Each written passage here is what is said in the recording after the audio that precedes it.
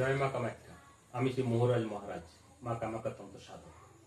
আজ আমি আলোচনা করব প্রস্রাবের পরিমাণে জানান দেবে কিডনি কতটা সুস্থ। সহজ পরীক্ষায় তা বুঝবেন কিভাবে। শরীরে অত্যন্ত গুরুত্বপূর্ণ একটি অঙ্গ হলো কিডনি। শরীর থেকে দূষিত পদার্থ বার করে দেওয়াই তার কাজ।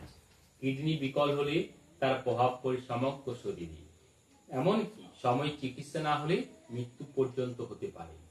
ইদানিং গতিময় জীবন, সঠিক সময় খাওয়া দাওয়া না করা, জল কম খাওয়া, ধূমপান, মদ্যপানের প্রবণতা অনেক কারণে কিডনি অসুখের কারণ হয়ে দাঁড়াচ্ছে।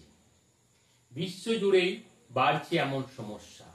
চিকিৎসকরা বলছেন সমস্যা হলো কিডনির অসুখ অনেক সময় ধরা পড়তেই অনেকটা দেরি হয়ে যায়। কিডনি ক্ষতিগ্রস্ত হওয়ার পর ধীরে ধীরে তার লক্ষণ প্রকাশ পায়। অথচ সমস্যা যদি শুরুতেই চিহ্নিত করা যায়, চিকিৎসাও সহজ হয়ে যায়। ইন্টারন্যাশনাল সোসাইটি অফ নেফ্রোলজিস্ট জার্নালের নির্দেশিকা এবং ন্যাশনাল লাইব্রেরি অফ মেডিসিনের জার্নালে প্রকাশিত 2024 সালের একটি গবেষণাপত্রের ফল বলছে, কোন মানুষের ওজন অনুযায়ী প্রস্রাবের পরিমাণ নির্ধারিত হয়। কেজি প্রতি ওজন পিছু 0.5 থেকে 1 মিলিলিটার প্রস্রাব তৈরি হওয়ার কথা। কারো ওজন 60 কেজি হলে প্রতি ঘন্টায় 30 থেকে 60 মিলিলিটার প্রস্রাব তৈরি হবে। 10 ঘন্টায় সেই পরিমাণ হবে 300 থেকে 600 মিলিলিটার। কিভাবে বাড়িতে সেই পরীক্ষা করবেন?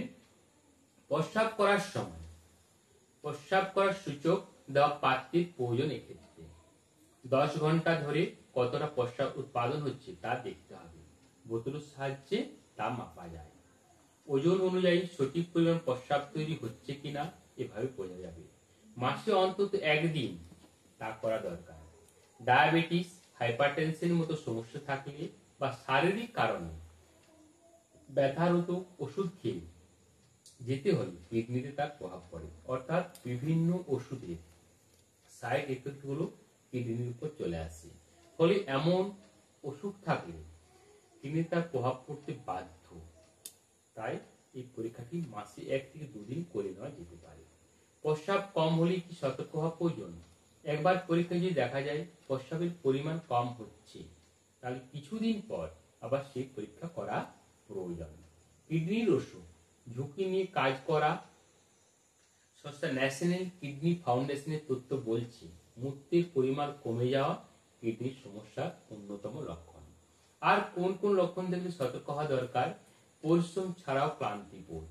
অবশ্যই আপনার হয়তো আপনি পরিশ্রম কম করছেন কিন্তু অত্যন্ত নিজেকে ক্লান্ত বোধ করছেন, আপনি বা আপনার এটা কিডনির সমস্যা হলেও হতে পারে।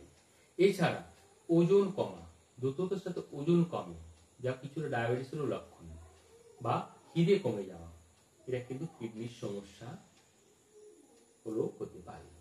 চোখের চারপাশে পায়ে ফোলা ভাব, চোখের চারপাশ দেখবেন ফোলা ফোলা ভাব আসছে, পায়ে ফোলা ভাব, পায়ের পাতা অনেকটা ফুলে যায়, এটা কিন্তু কিডনির সমস্যারই লক্ষণ। মূত্রের বর্ণ বা গন্ধ বদল, মূত্রের রং অনেকটা ঘোলাটে হয়ে যায়, হলুদ কালারের, কিডনির সমস্যা এটা কিন্তু দেখা যায়। এছাড়া প্রস্রাবের সময় জ্বালা পোড়া হতে পারে। এছাড়া কারো কারো ক্ষেত্রে যদি ক্রিয়েটিনিন বেশি বেড়ে যায়, সেক্ষেত্রে প্রস্রাবে রক্তের উপস্থিতি লক্ষ্য করা যায়। তাই এইসব লক্ষণগুলো পরিশ্রম ছাড়া ক্লান্তিবোধ, ওজন কমা বা খিদে কমে যাওয়া, চোখের চারপাশে বা পায়ে ফোলা ভাব, মূত্রের বর্ণ অর্থাৎ রং এবং গন্ধ, ঝাঁঝালো গন্ধ যদি বেশি হয়, তো প্রস্রাবের সময় যদি জ্বালা পোড়া হয় কিংবা প্রস্রাবে রক্তের উপস্থিতি লক্ষ্য করা যায়, তো অবশ্যই সতর্ক হন এবং ভালো নেফ্রোলজিস্ট বা কিডনি ডক্টরবাবুর সাথে যোগাযোগ করুন। সময় থাকতে যদি আপনি ডক্টরের কাছে যান, আপনার জীবনটা রক্ষা পাক, নাহলে কিন্তু মৃত্যু খুব সামনে। যাই হোক, ভালো থাকবেন, সতর্ক থাকবেন। দেখা হবে সামনের ভিডিও।